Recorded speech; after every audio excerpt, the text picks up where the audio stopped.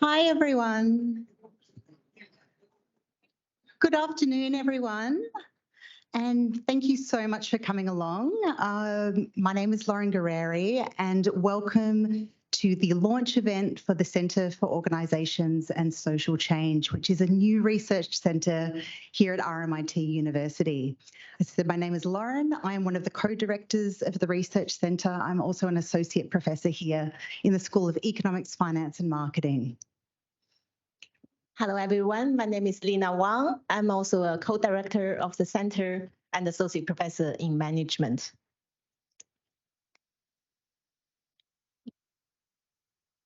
And we'd like to start with an acknowledgement of country. RMIT University acknowledges the people of the Wurrung and Boorong language groups of the Eastern Kulin Nations on whose unceded land we conduct the business of the university.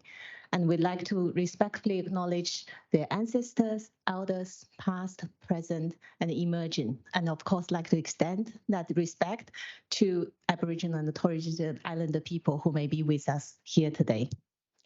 And also like to, of course, acknowledge the traditional custodians of the land and waters on whose we conduct the business. We have a packed agenda for today. We will be starting from hearing some senior research leaders at RMIT University who are kindly joining us today.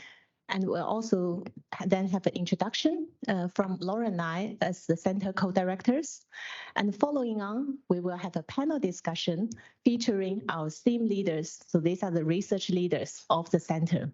And we'll be finishing with the networking. And hopefully many of you can join us and stay for that component as well.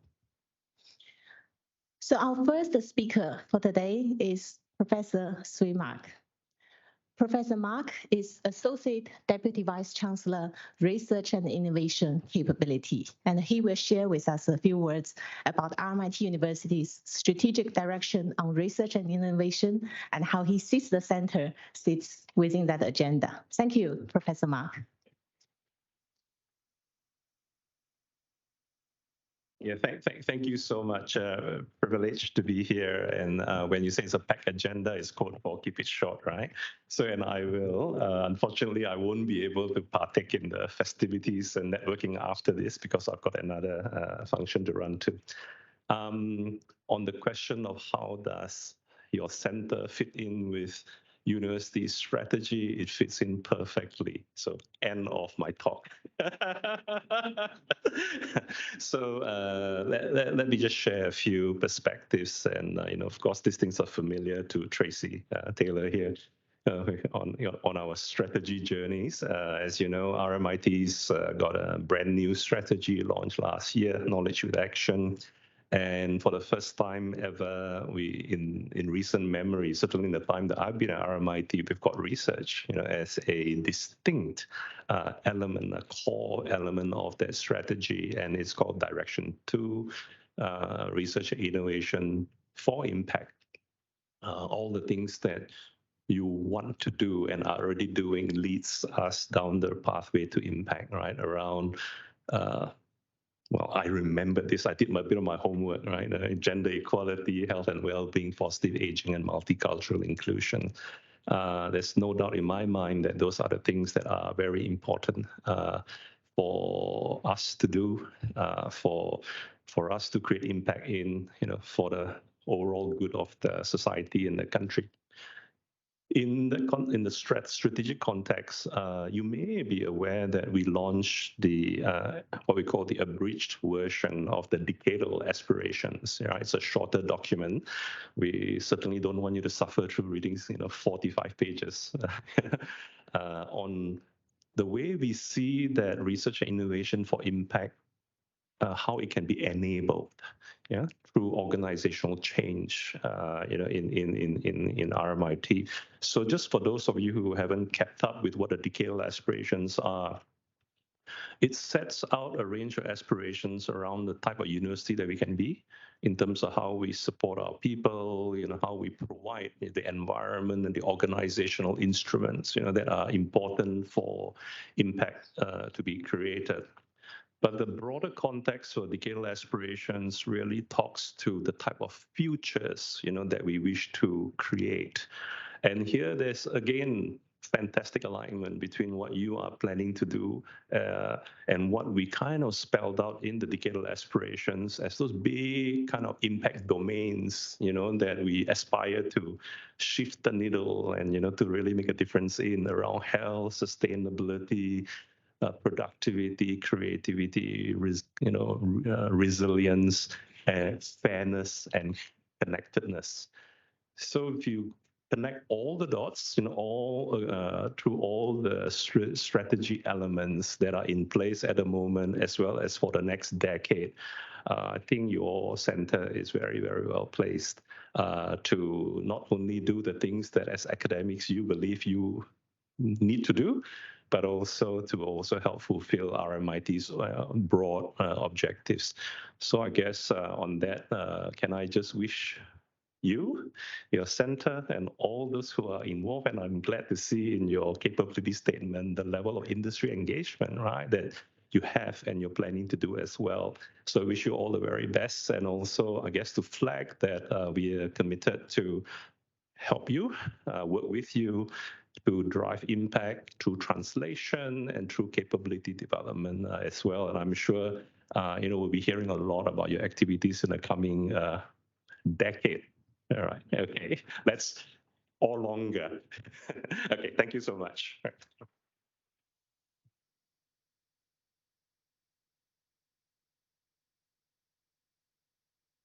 I'd now like to introduce Professor Lisa Given, who is the director of one of our enabling impact platforms here at RMIT on social change, which has such an incredible alignment with our centre. So please, Lisa.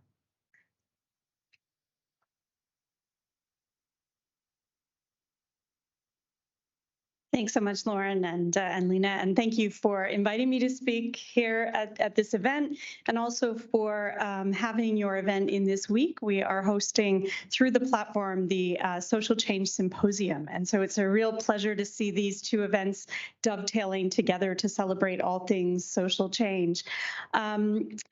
Lauren and Lena asked me to just speak a little bit about the platform. So for those of you who are not familiar yet, you are now on my radar. I will be here at networking to chat with you a little more. But RMIT, I've been here just over about 18 months now, and one of the things that really attracted me to RMIT was this unique platform structure that we have.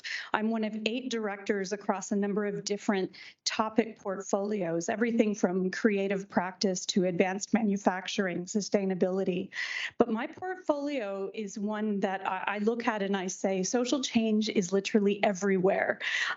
Pick a topic, I can probably spin it and help you to see how that's relevant to this area. But when I first started here, I spent a lot of time getting to know people. Anytime you're in a new university, you spend a lot of time having coffees and talking to people. And I kept coming back to the College of Business and Law because there are so many discipline areas and researchers in this college that are working exactly in alignment with the social change platform. As we focus on social change, though, of course, you also have to say, well, how do we put some boundaries around that? What does that look like? And soon after I arrived, I started mapping out some priorities for the platform.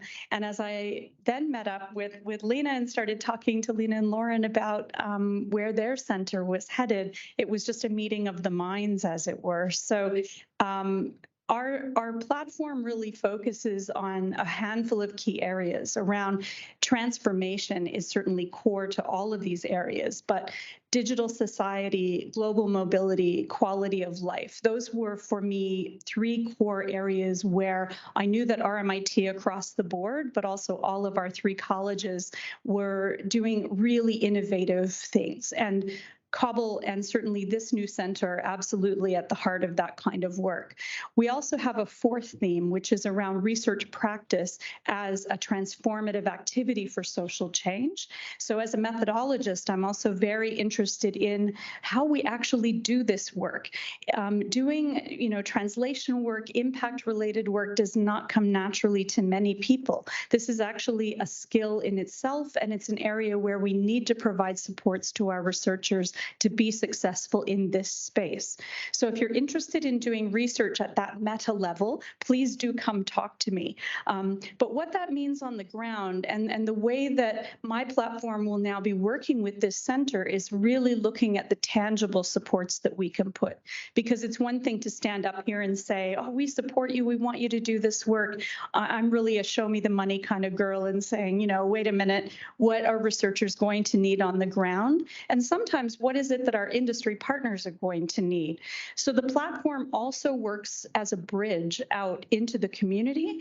I'm often spending time talking to industry partners and having coffee with them just as often as I'm doing that within the institution.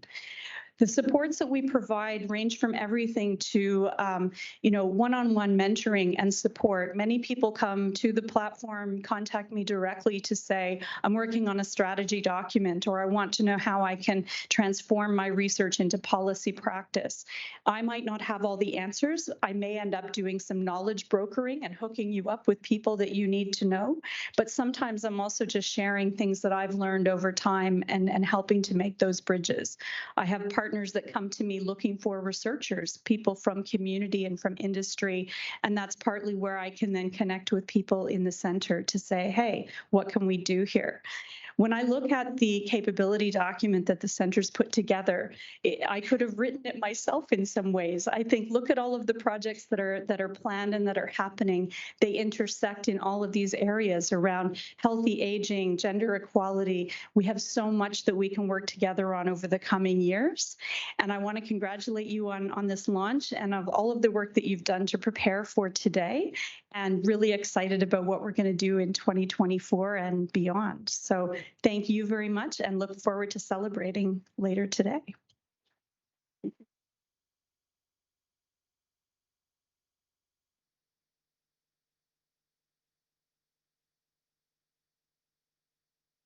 So Lena and I are just going to spend a few moments now just telling you a little bit about the centre and what we do. So the Centre for Organisations and Social Change, or COSC, as we call it, is a new interdisciplinary research centre which is located in the College of Business and Law at RMIT University. And it is a reimagined form of an older research centre, the Centre for People, Organisation and Work, which had a long history at RMIT and was in operation for around a decade. So we research how organisations can develop and drive business agendas which are going to promote transformative social change for the inclusion and the well-being of all. And we're very cognizant that today diversity, inclusion and equity agendas are very high for organisations. This is a priority facing most organisations today. But nowadays, it's not enough to simply just comply with what's expected. Today, organisations are expected to lead and to achieve progress on an ongoing basis in these areas. And this requires organisations to be purpose-driven, and it also requires a commitment to meaningfully participating in making a positive change in communities and with a really wide group of stakeholders too. So at COSC, we're aiming to be the first stop for organisations who are grappling with these types of social challenges, and also for organisations that are aiming to be equitable, inclusive and thriving organisations. So what differentiates us in the knowledge market amongst a whole lot of different consulting groups and market research agencies that are also looking to participate in these spaces is that we have an evidence-based approach, which is drawing upon leading and cutting-edge academic insights. And we're also, that is created and curated by leading academic experts in these spaces too. And that is across a range of different business and law disciplines.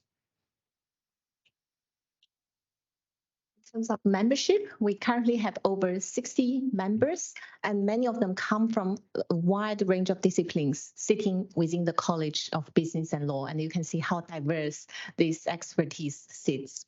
But we also have members that goes beyond the college in the other two colleges at RMIT, so STEM and Design and Social Context.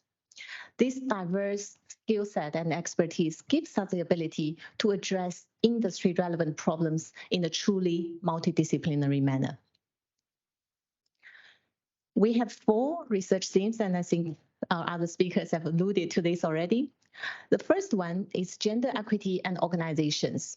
This is where we look at how gender equality can be advanced through government policies, but also organizational practices.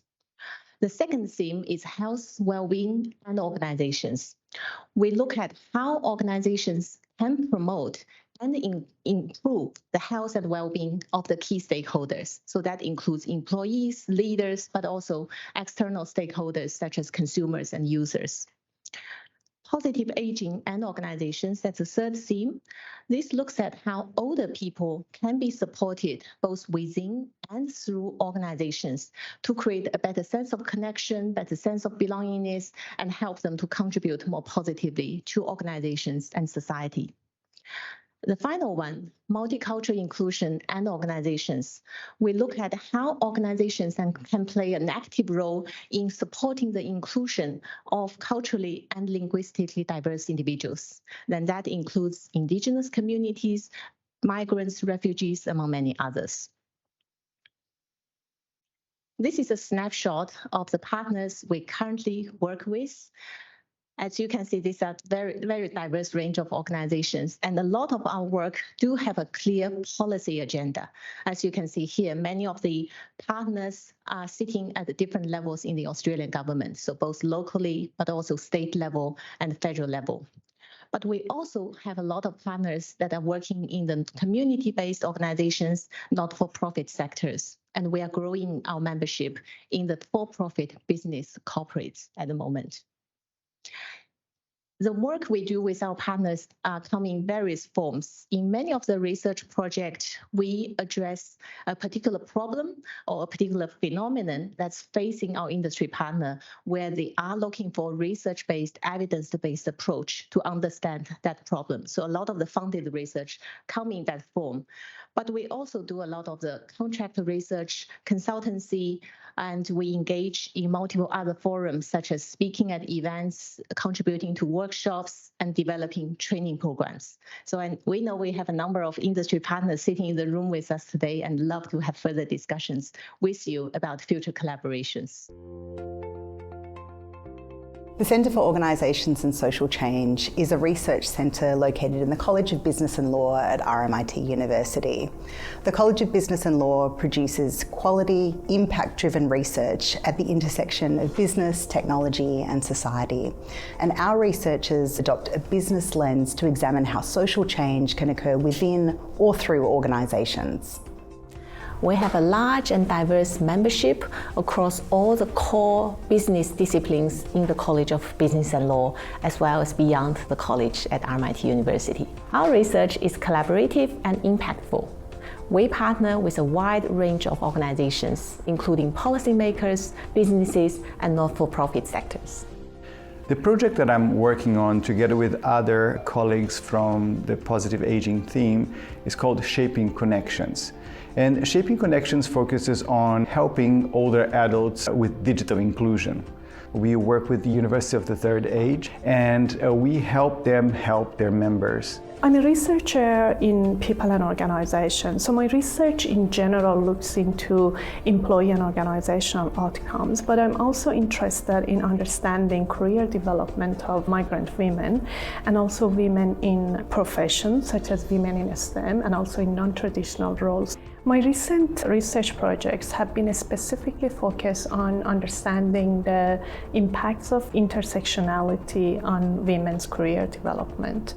My research underscored the importance of considering linguistically and culturally diverse people to foster inclusive innovations and create a sustainable future for everyone. I collaborate with a wide range of industry partners, from private and public organizations, non-profits, as well as startups. My research is in particular interested in exploring factors and strategies that can facilitate positive interactions between expatriates and host country nationals. I have been collaborating with a number of Korean, American, and German multinationals, which has a clear linkage with the multicultural inclusion theme. I'm interested in the way organisations respond to health and social problems, like housing and homelessness, like mental health challenges, like substance use.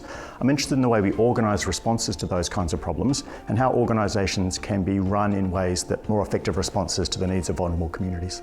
Housing is one of the key challenges we face here as a research team at the Centre for Organisations and Social Change. We need to work with partners to make sure that the research program that we develop is as responsive as possible to their needs.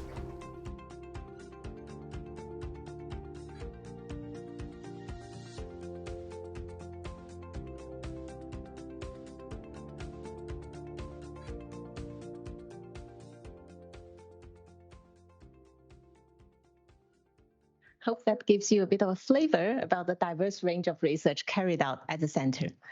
Now, moving next is a panel discussion session where we will have our theme leaders who you just met in the video come in and share with us their insights on particular contemporary questions that are facing our industry partners. And the session will be moderated by Professor Tracy Taylor, our ADVC, Associate Deputy Vice Chancellor, Research Innovation for the College of Business and Law. Thank you all, and may I please invite the theme leaders and Professor Taylor on the stage, please.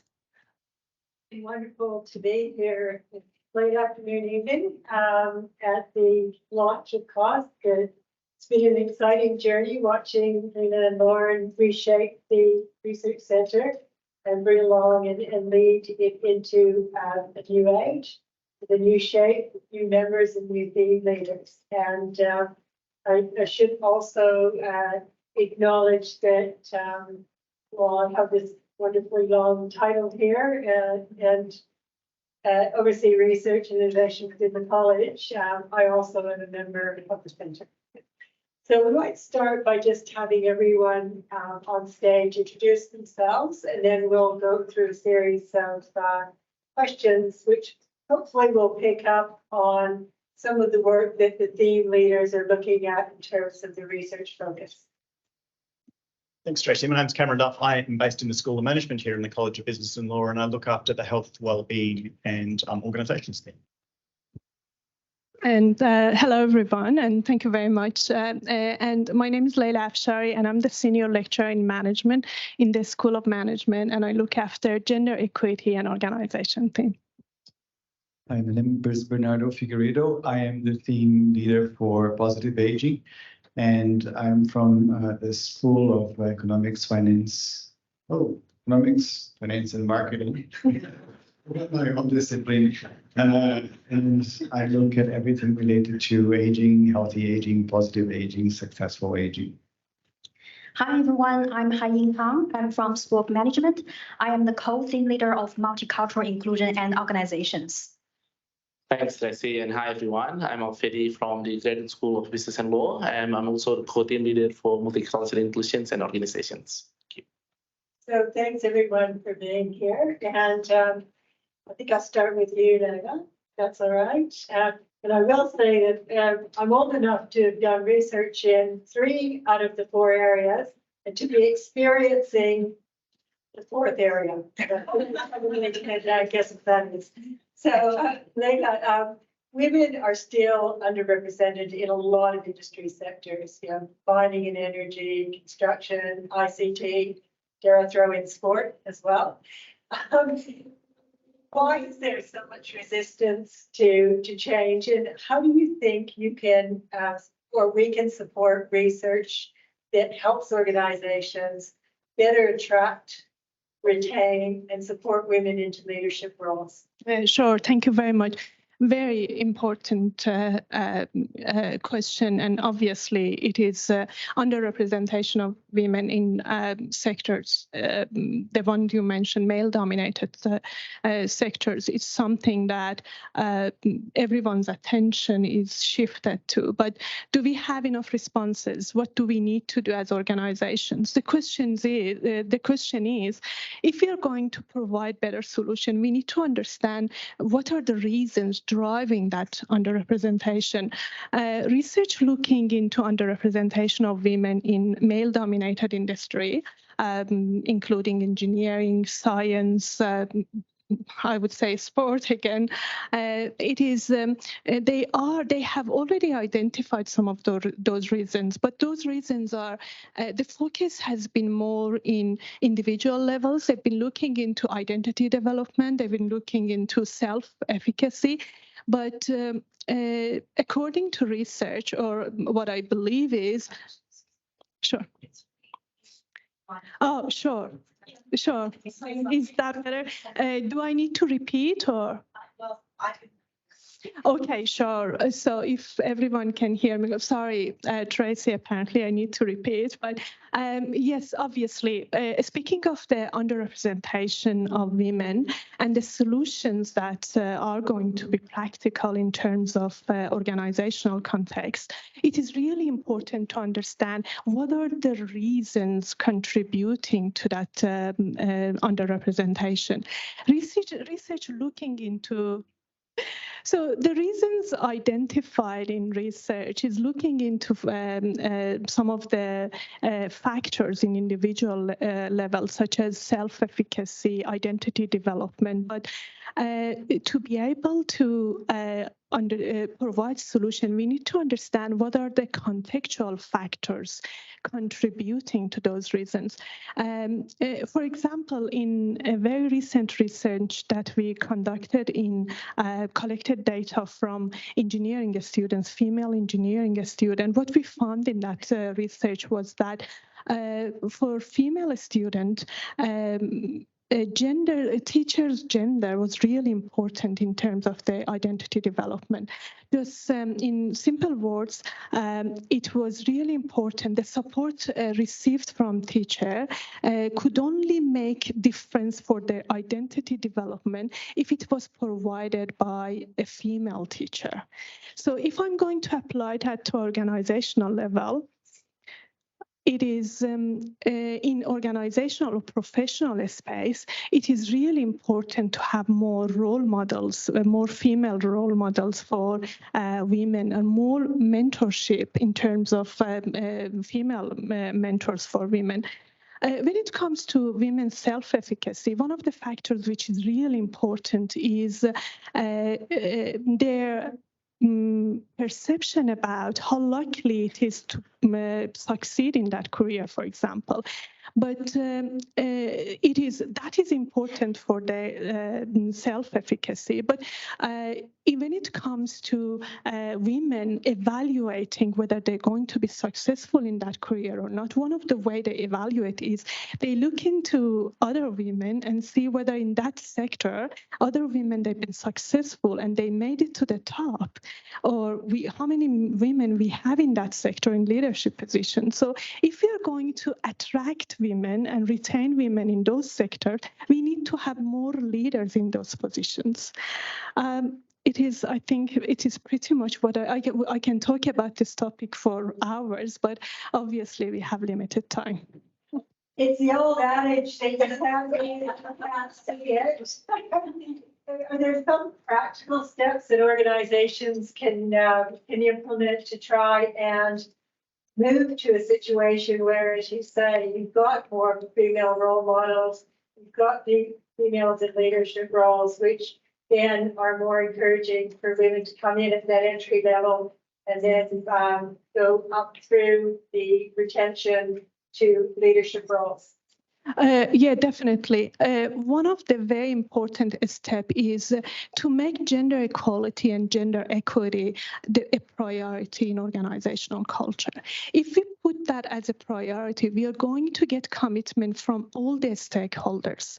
One of the areas, which is when we talk about topic about women, sometimes we forget that we need allyship from men. We need men to support gender equity as well, because they are one of the biggest stakeholders when it comes to organizational context. And obviously, if we can make that priority, if we can make that our cultural quality, then for men, it is the responsibility, especially it is the responsibility of people who are in the leadership position, who have positional power. And we know most of those people are men. So we really need to have a support from all the stakeholders within the organization. That's great. Thank you for that. And I think that allyship we're seeing a lot more in the research, aren't we? And, you know, the champions of change, it's not only having someone at the CEO level, but through the organization. Thanks, Lena. Yes, of course. Thank you. So I don't know, is my mic working? No. So Cameron. Is my mic working? Yes, it is. Workforce mental health and well-being is a real critical organization, I'm sure, for everyone in the room. And it seems that a lot of larger organizations in particular, the default in the way to support employees in that mental health and well-being is through employee assistance programs, which tend to be a bit, let's say, depersonalized and not maybe overwhelmed. What are some of the ways that organizations can that better support their employees in that well-being and mental health space? What are some of the innovations that you've seen in your research that have been applied in organizations that have really worked? Thanks, Tracy. The first thing I'd like to say is that we have a really strong research capability in this theme across the centre, and this is, I think, a real strength that I'd like to promote. I'd like to really call out Louise Byrne's work here in the centre. She is a world-class expert in how we think about mental health within workplaces, how we think in more innovative ways, how we bring questions of diversity and inclusion more strongly into our focus. You have to swallow this thing, am I? Let's wait. See you later. And so I think what I've learned from Louise's really outstanding work is that there's two aspects here. One is to think about within organisations, how do organisations support staff in more innovative ways so that staff become comfortable disclosing problems of mental health. And so if I think about the stigma that's attached to mental health, it has been attached to mental health over a long period of time in different organisations, trying to find ways for staff to feel comfortable talking about mental health, talking about the kinds of service responses that they expect to see from organisations, to the extent to which we can think about how can organisations develop different kinds of employee assistance supports. How can we think about different kinds of human resource management approaches, different kinds of ethical leadership? How can we support staff so that staff feel perhaps more comfortable disclosing these sorts of conditions and talking about them? Now, a bit akin to the way we were talking about women in leadership positions, Louise's work makes it very clear that, again, people have to be visible. People we have to have a sense that mental health is something that we disclose in the workplace. And so Louise has done a ton of work looking at the ways we can bring peers into employee assistance programs, so we can bring peers into the workplace in ways that I think perhaps break down some of those stigmas around mental health in the workplace. So there's a question of what can organisations do? What kinds of human resource programs can we put in place? What kinds of leadership can we put in place? So that's a question of looking, if you like, within the organisation. But I think there's a second way of looking at this, which is what roles do we expect organisations to play in our community? So if we pick up the social context and the social change theme, I think what we really want to ask questions about is, what do we expect of organisations? So we talked about, Lisa talked about this, about the notion of organisations with a social licence, with a sense of purpose. Then I think we can ask a bit more from organisations around the kind of leadership they play in the community, where again, we try and normalise discussions about mental health. I think COVID has taught us a lot about this, that COVID taught us that we are all susceptible to mental health problems. We're all susceptible to I think, these sorts of conditions. And so normalising a discussion about mental health, making it everyone's business is really important. I might leave it there for the moment because I think I'd like to try and contribute to the conversation across the different themes. Okay, thanks, Cameron. If we move on to our co-directors in the multicultural inclusion area. So we all... I think we're all working across many global contexts and multicultural contexts and dealing with issues. I mean, you only have to look at the panel here. I think we're all from different countries, right? And we all have different cultural baggage that we bring into our organizations. So in your work, Hyang, what have you seen as been effective ways to make a smooth transition to ensure that the workplace is inclusive of people from different backgrounds, but also that working together, that cohesion leads to effective organizational practice? Thanks, Tracy. I think organizations can provide several types of training first. For example, cross-cultural awareness training, so that employees can gain better understanding and awareness of cultural differences. And second, I think organizations can also consider to provide multicultural paradox training. So basically, paradox approach helps individuals to switch from either or to both end framing of competing demands. So receiving this type of training would allow employees to embrace contradictions. So they will recognize tensions, although contradictory, but they can be interrelated and sometimes even mutually reinforcing. So this kind of mindset can help employees to, even though they can see tensions, they have different perspectives, but they can see this as an opportunity to come up with creative and innovative ideas. And another strategy that organization can consider is job design. So rather than designing jobs that individuals can complete the jobs by themselves, organizations can consider redesign the relational aspects of the jobs. So for example, increase task interdependencies. High task interdependence means mutual dependence, and it reflects the connectedness among jobs. So for example, organizations can create shared goals, shared workloads, or even shared KPIs, so that all the team members, no matter where you are from, you have to work toward the same direction. So in this way, you actually provide many good opportunities for people to interact and communicate more frequently, and then they will be more willing to learn each other better, so that they will be share information and help each other to achieve the common goals and work in a more cooperatively manner. And can I follow up by asking, do you think there's any particular challenges or pitfalls that organizations need to be aware of when they're rolling out this training and trying to get people to acknowledge the different cultural perspectives that employees may bring to the organization? In terms of challenges, I think people, indeed, they are coming from very different cultural backgrounds. They even speak different languages sometimes, especially in global teams. So my research is especially looking at expatriates. So those are from another country going to another, a local country to work and live for many years. So in this way, because people have very different perspectives in terms of values, expectations, the way they do things are totally different, including work ethics. So in that way, I think organizations have to really understand each other's perspectives, and then they need to really work out a mutual common goals and mutual understanding in terms of how to move the work more effectively. Yeah. Great, thanks, Hang. Alveda, so we've been talking about, multiculturalism, and it comes in all shapes and sizes. And if we're an organization in the Australian environment and we need to be reflective of the different communities in Australia, one of the key communities is the Indigenous community. So can you talk about the work that the theme is doing around Indigenous engagement and how organizations can better relate to our Indigenous communities across Australia? Thanks, Tracy. I think empowering the involvement of Indigenous communities is vital toward these engagements, as well as the Reconciliation Action Plan, which I'm sure many of organizations has one.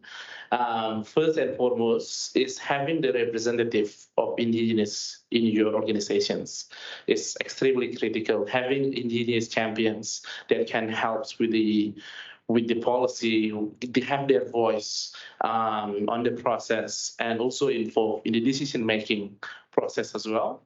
And secondly, what's really important is to stimulate the support and make sure everyone on the same page by having educations and awareness through incentives such as training to raise awareness among the employees on the Indigenous issues, contributions, history, so we can share value and working towards the same goal.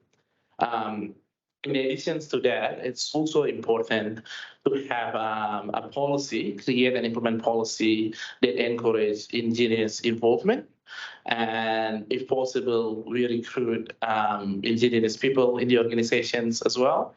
And at the same time, what often the common pitfall is we lost the track of the progress as well.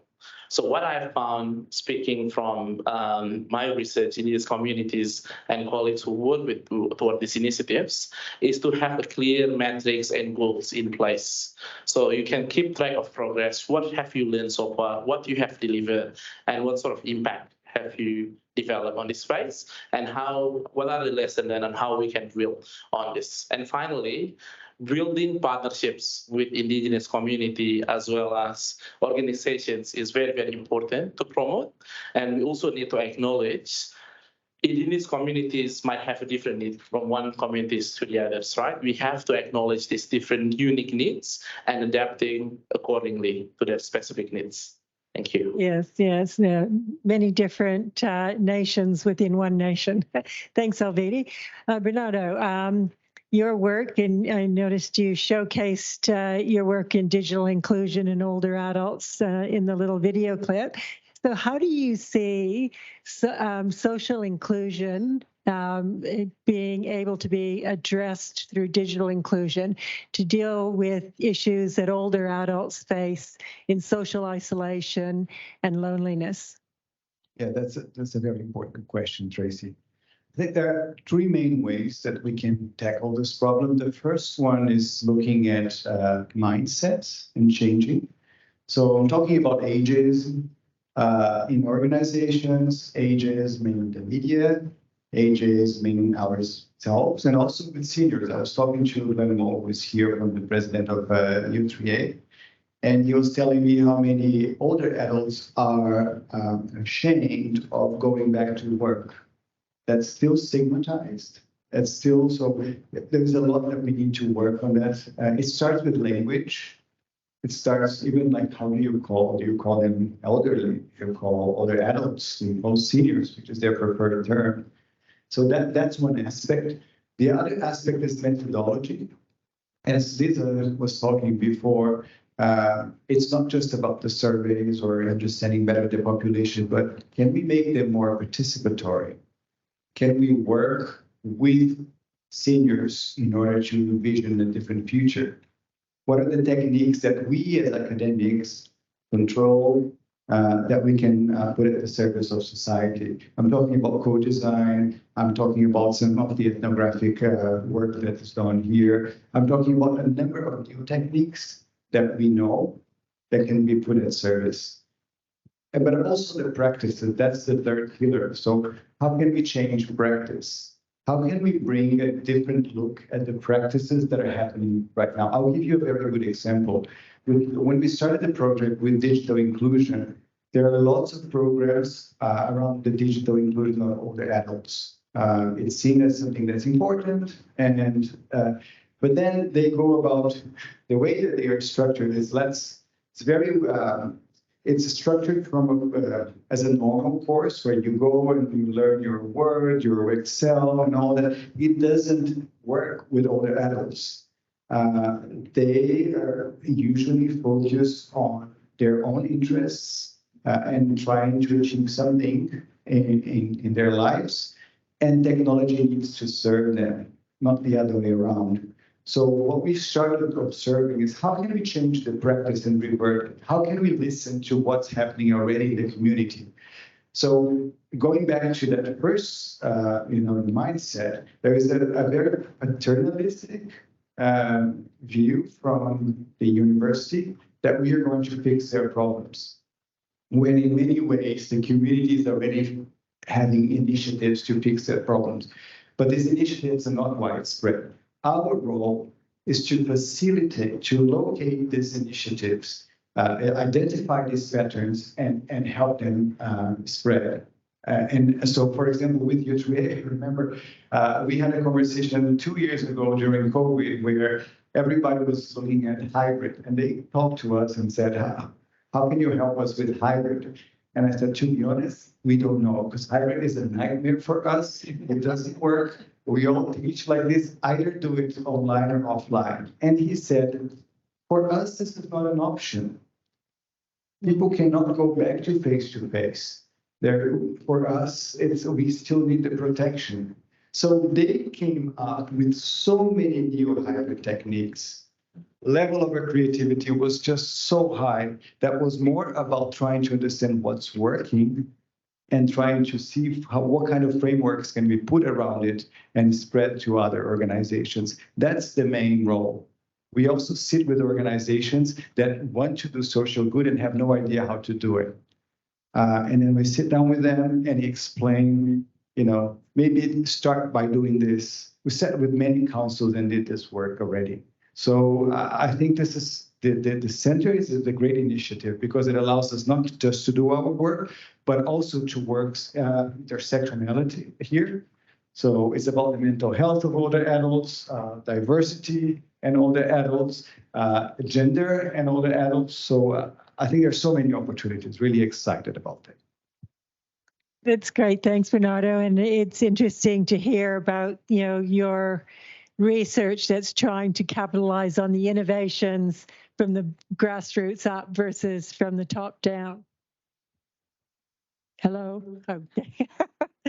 So we might go in reverse order and start with you, Bernardo. And can you just tell us about one area of research that you think is really, really exciting, that's going to change the world in your area? No, it doesn't have to change the world, but that is going to be able to be translated into practice, and that you're really excited that your theme is going to be able to contribute to that. Okay, I'll tell you one that is, I have a PhD student that's also an older adult that is working on AI and eldragogy, which is the wisdom of the elder, and how AI can capture that wisdom of the elder, and somehow, instead of reproducing stigma or other biases, how can you reproduce something that will change us for good, for different, in a different way that is still unexpected. So we're still in the very beginning, still looking at how older adults relate to AI, and starting with ChatGPT, which is what's everybody's mind, but going into different areas as well. So I think that's a great area for us, an area that we can contribute a lot, and they are not lagging behind. It's not about the digital divide. It's about learning what works for them and then applying it elsewhere. There's a lot of wisdom in there. Yeah, fantastic example. Thanks, Bernardo. Alvidi? Yes. Oh, that's okay. I think that's good now. Building up on what Bernardo has said earlier on, I think generative AI is going to be the future on creating a more inclusive and sustainable technology adoptions for people from diverse culture, linguistically and culturally as well. AI works based on the model. This is my field from information systems. So at this stage, we are working towards the engine of AI, which is mostly based in the most popular language, that is English. But in the future, once AI created or becomes smarter and have the models to capture all the threads and also languages from different cultures, there's going to be the platform or enablers for the inclusiveness, and then can be applied in the organizations. Imagine when you're working at organizations where you have to complete the inductions modules, but can be tailored based on your profile, right? And this will be the future that we're seeking for with the help of AI. Thank you. It sounds a bit scary to me. Hi-Ying. I think one of the trends in my work is the utilizing of virtual assignments and the use of global virtual teams. Yes, so because of the COVID and because of the technology advancement, yes, thank you. So more and more companies are actually utilizing virtual assignments rather than sending people on traditional long-term expatriation assignments. So for individuals, I think there are many benefits. For example, improved flexibility, increased learning and innovation. And for organizations, it's very a cost-effective approach. But in the meantime, they also bring significant challenge. For example, communication problems. As you can imagine, team members are all from different countries. They work in different locations across different time zones. So it can be quite challenging for them to work and interact effectively. So for that, organizations really have to come up with some strategies to address this challenge, because this is a very important issue to influence trust building and also team effectiveness overall. Yes, and I'm sure many employees traditionally have thought that trip overseas to connect with all their global partners has been a bit of a bonus as well. So yeah, dealing with that sort of expectation. Cameron. Thanks. My example is a little more modest, possibly. I'm a political scientist by training, so I'm always interested in social change and the way it's organised. And I think if I think about the work that we're doing across the various themes, I think what we find here is models of practice. How is organisation for social change developed within organisations? What role do organisations play in driving social change? How do we learn from different organisations in different settings so we have different models of social change that we can adopt within organisations? My sense is that most organisations today have interest in social questions. If we think about the recent referendum, and I know that that's a difficult, contentious, perhaps example to bring up, but my feeling is that organisations want to contribute to social change, but there's not always a strong sense of how to do that. You know, often the example of the referendum is a good one here. The topic is controversial, and so organisations are typically wary about engaging in things that might be controversial for staff, for example. So I think across the different themes, what I find is that whether we talk about gender or health or ageing, what we find is examples of organisations trying to drive social change. And I think developing a kind of toolkit, if you like, or models of best practice, I kind of feel like that's the piece that's important. I think technology is important, of course, these different themes are important, but sometimes it's the basic question of how do organisations do this? If organisations want to engage in social questions, how do they do that effectively? How can they engage staff? How can they drive change? How do they measure impact? Some of those fundamental questions that I think we in the university sector are confronting. My sense is that that's one thing that I think we can contribute to these sorts of conversations. And did you say that was a modest ambition? I'm trying to get my head around generative AI, so I can feel like I've got a vague sense of social change. Maybe social change is just as difficult. That's a big agenda that will keep you going for the next 10 years, and I'm sure Swee would be happy. Lena. Oh, sorry. Yeah, thank you very much. Yes, in terms of what I'm hearing from all the other team leaders here, intersectionality is really important. This is better. Okay, so intersectionality is really important. We were talking about gender equity, but gender equity or gender equality is experienced differently. For example, for women coming from different cultural background, and we know that Australia is a multicultural country, and in every organization we have a multicultural workforce. So through the lens of intersectionality, understanding how we can still advocate for gender equity, considering the entire stakeholder, especially our multicultural workforce, that is important. But in that, it is really important for me to change the narrative in gender equity from we are supporting women to we are supporting our organization. So we are trying to enhance the outcomes by gender equity. So this is what we need to focus. I'm trying to find ways to focus on that, maybe shift the research focus to that area a bit more. Thanks, Lena. And I think that goes back to what Lauren was saying at the beginning when she was introducing the centre, is that there is the imperative there for organisations to engage in social change, to make sure that their organisations are sustainable and relevant to the communities that they serve, including their employees, and how do we work together with those organizations to bring about those positive changes?